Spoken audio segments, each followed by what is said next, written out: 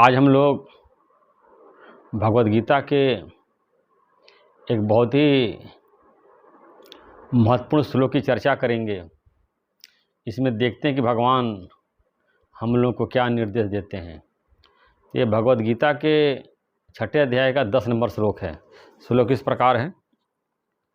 मन और इंद्रियों सहित शरीर को बस में रखने वाला, आशा रहित और संग्रह रहित योगी अकेला ही एकांत स्थान में स्थित होकर आत्मा को निरंतर परमात्मा में लगावे।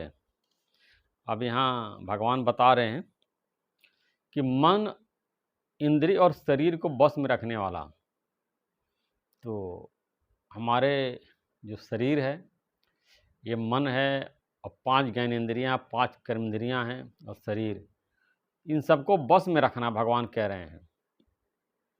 आपका मन जो है आउट नहीं हो जाए, आपको अपने मन को चलाना है। ऐसा न हो कि मन जो है आपको चला रहा है और जो मन कह रहा है आप वो कर रहे हैं। यानी कि आप जो कहें वो आपका मन करे। मन को आपकी गुलामी करना है, आपको अपने मन की गुलामी नहीं करना है। गीता ऐसी सिखाती है, आपने मन का लगाम अपने हाथ में पकड़े रहिए कि मन कहीं इधर उधर नहीं जाए। बुद्धि के द्वारा मन को पकड़े रहिए कि मन क्या विचार कर रहा है, क्या सोच रहा है। अगर बुद्धि के द्वारा आप अपने मन को पकड़ लेंगे तो इंद्रिय भी इधर उधर नहीं जाएगी।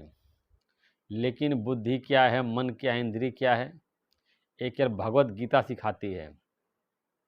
संसारिक लोगों के पास इसका ज्ञान नहीं है, न इसको जानते हैं, न समझते हैं। न मन और इंद्रियों को कंट्रोल करने की बात वो करते हैं। उनका तो एक ही नारा है, इंजॉय करो, फुल इंजॉय करो। बोतल शराब लेंगे, पीते चले जाएंगे, पैक पे पैक शराब पिएंगे और कस पे कस सिगरेट का कस लगाएंगे और खूब जो है अपने जीभ को तृप्त करते रहते हैं। दिन भर चटर पटर बकरी की तरह खाते रहते हैं। किसी की अपने मन और इंद्रियों पे कंट्रोल नहीं है। तो भगवान यहाँ कह रहे हैं अपने मन, इंद्रियों और शरीर को बस में रखने वाला, यानी कि पूरा आपका शरीर, आपके इंद्रिय आपके बस में होना चाहिए। तो भगवान हमसे अपेक्षा करते हैं आशा रहित। आप मन में किसी भी प्रकार का आशा मत रखिए, क्योंकि जब आशा आप रखते हैं तो निराशा भी मिलती है। किसी से कोई अपेक्षा रखते हैं तो उपेक्षा भी होती है। किसी में कोई आप एक्सपेक्टेशन रखते हैं और फुलफिल नहीं होती है तो दुख होता है।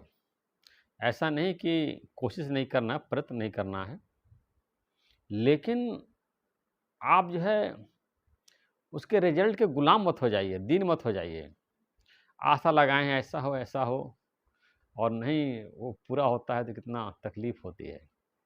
बस गीता कर्तव्य कर्म करने की प्रेरणा देती है और बताती है कि सिर्फ आप पूरा फोकस कर्म पर रखिए, कर्म उसके फल पे मत रखिए। आगे भगवान बता रहे हैं संग्रह रहित योगी, यानी कि उसको संग्रह नहीं करना है। जो योगी होता है, जिसको कि परमात्मा से योग प्राप्त करना है, वो संग्रह नहीं करता है।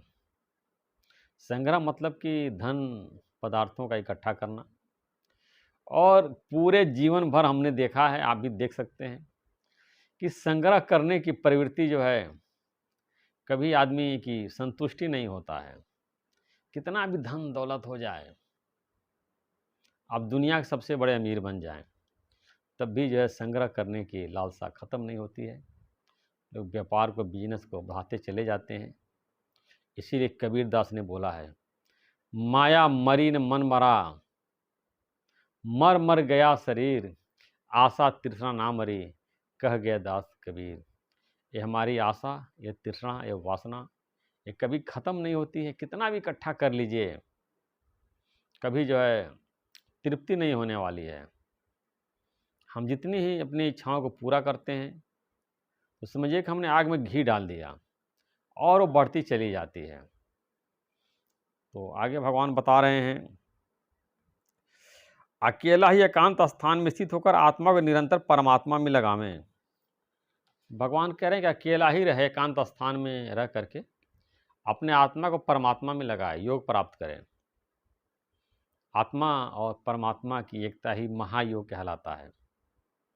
अगर आप अपने आत्मा की परमात्मा से एकता स्थापित कर लिया, तो आप योगी नहीं महायोगी हो गए, और आत्मा और परमात्मा की एकता को ही महायोग बोलते हैं। तो भगवान बता रहे हैं कि एकांत स्थान में, अब ऐसा नहीं कि आप जो है बर्फ़ की चोटी पे पहुंच जाएं, हिमालय पर्वत पे, जैसे कि संत साधु तपस्या करते हैं, सबसे ज़्यादा शांति वहीं मिलेगी, हिमालय की चोटी पहुंच गए, वहाँ बैठ के साधना कर रहे हैं, या किसी गुफा में घुस गए, वहाँ साधना कर रहे हैं, या वन में हैं, या समुद्र के बीच में जाकर साधना कर रहे हैं, कहीं भी जब एकांत स्थान में, बगीचे में, पार्क में, या घर में कहीं छत के ऊपर चले जाइए, बालकनी में या ड्राइंग रूम में, कहीं भी अकेले बैठ करके अपने आत्मा को परमात्मा से मिलाने की कोशिश करिए, एक करने की कोशिश करिए।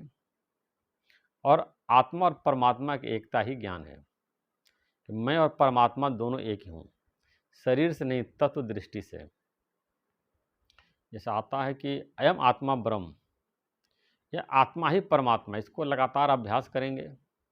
अब अकेले हो पाएगा, दो लोग बैठे चर्चा करेंगे, आपका मन जो है एक दूसरे की शरीर में या बातों में या गुण में अवगुण में लगा रहेगा, और एक दूसरे से वार्तालाप करते रहेंगे। इसीलिए शास्त्रों में आया कि ज्ञान का अभ्यास अकेले करना है।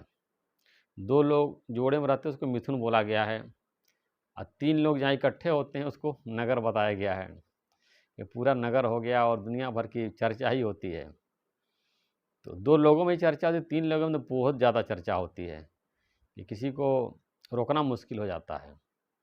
जो भी योग प्राप्त करना चाहता है, आत्मा को परमात्मा में मिलाना चाहता है, एकत्व स्थापित करना चाहता है, उसको एकांत स्थान में ही अभ्यास करना पड़ेगा। कहीं भी घर के आप बाहर लॉन भी होता है, वहाँ भी आप अभ्यास कर सकते हैं, छत पे कर सकते हैं, घर में किसी कोने में भी लगातार अभ्यास करना है कि मैं और परमात्मा दोनों एक ही हों। ऐसा भगवान जो है हमसे आशा कर रहे हैं। इस तरह से हमको साधन करना है कि मन को बस करिए, इंद्रियों को बस करिए, संसारिक भोग सामग्रियों का संग्रह मत करिए, आशा मत रखिए, अकेले रहिए, आत्मा को परमात्मा में लगाइए। ये कितना सारा काम है ये। आत्मज्ञान प्राप्त करना इतना आसान नहीं है, मोक्ष प्राप्त करना इतना आसान नहीं है, और गीता की बातों को जीवन अप्लाई करना इतना आसान नहीं है, क्योंकि इतने सारे पॉइंट, इतने सारे भगवान ने बता रखा है कि हम तो नहीं समझते। कोई भी मनुष्य अगर पैदा होने के बाद केवल शास्त्रों का अध्ययन करे, मनन करे, विचार करे, जीवन में लगाने की कोशिश करे, तो हम ये समझ रहे हैं कि शायद ही ये कोई भी बिरला ये सब कर पाए, पूरे बातों को जीवन में लगा पाए। इसीलिए बताया कि करोड़ों में कोई एक ज्ञानी होता है, करोड़ों में कोई एक व्यक्ति इन सारी बातों को अपने जीवन में अप्लाई कर सकता है। लेकिन निराश होने की ज़रूरत नहीं है। भगवान कह रहे हैं कि इन सारी बातों को आप जीवन में अप्लाई नहीं भी कर पा रहे हैं, केवल थोड़ा-सा भी अगर ज्ञान की बातों को जीवन में अप्लाई कर रहे हैं, उस पे चलने की कोशिश कर रहे हैं, आपका पतन नहीं होगा, आपका कल्याण ही होगा। यहाँ तक कि भगवान कहते तुम केवल मेरे शरण में आ जाओ। भगवान के अलावा आप किसी का आश्रय नहीं लेते हैं, शरण नहीं लेते हैं, तब भी आपकी अधोगति नहीं होती है। ऐसा कि आप अधीरज नहीं हो जाएँ। इतनी सारी ज्ञान की बातें हैं, और कैसे हम जीवन में लगाएँगे। मन को कंट्रोल करना ही अपने आप में कितना कठिन काम है। मन इंद्रियों को बस करना ही एक बहुत बड़ा कार्य है, और कितने दिन के बाद कितना अभ्यास। कहने में बहुत आसान लगता है मन को कंट्रोल करना, इंद्रियों को कंट्रोल करना, लेकिन इतना आसान नहीं है। बहुत अभ्यास करने के बाद जब मन हमारा शुद्ध होता, बहुत लंबे समय तक सदाचार का पालन करते हैं, सारे गलत आचरण छोड़ देते हैं, संतों के संग में रहते हैं, शास्त्रों का पठन करते हैं, विचार करते हैं, ध्यान करते हैं, चित्त निर्मल होता है, मन इंद्रियां शुद्ध होती हैं, तब जा कर के हमारी इंद्रियां बस में होती हैं, अपने आत्मा को जानते हैं, परमात्मा को जानते हैं। लेकिन आप लगे रहिए, ये ज्ञान है, जितना आप जीवन में लगा पाएंगे, आप समझिए कि जो लेमैन है, सड़क पर है और बिल्कुल कुछ नहीं जानता है, उसे तो आप ठीक है ईश्वर की भक्ति करें, गीता पढ़ रहे हैं, आप जो है कुमार्ग पे नहीं जाएंगे, आपका पतन नहीं होगा, अधोगति में नहीं जाएंगे। इसलिए धर्म को जीवन में धारण करने से, उस पे चलने से मनुष्य का विकास होता है। अब ऐसा नहीं कि बाहर से धार्मिक बने हैं, अंदर से अधार्मिक हैं। गेरुआ पहन लिया और टीका लगा लिया और रुद्राक्ष माला पहने दिखा रहे हैं मैं बहुत बड़ा धार्मिक हूँ, खूब पूजा कर रहे हैं, 2 घंटा सुबह 2 घंटा शाम, सूरज को जो है वो चिराग दिखा रहे हैं, शाम का अग्नि का हवन कर रहे हैं, वो बड़े-बड़े इतना कपूर रख के लपट दिखा रहे हैं सूरज भगवान को। तो बताते हैं कि सूरज को दीपक दिखाना ये भगवान का, सूरज का अपमान है। जो पूरे दुनिया को प्रकाशित करा उसको आप दीपक दिखाते हैं। तो इस सब बाहरी आप दिखाने की कोशिश करते हैं, लेकिन मन को शुद्ध करने की कोशिश नहीं करते हैं।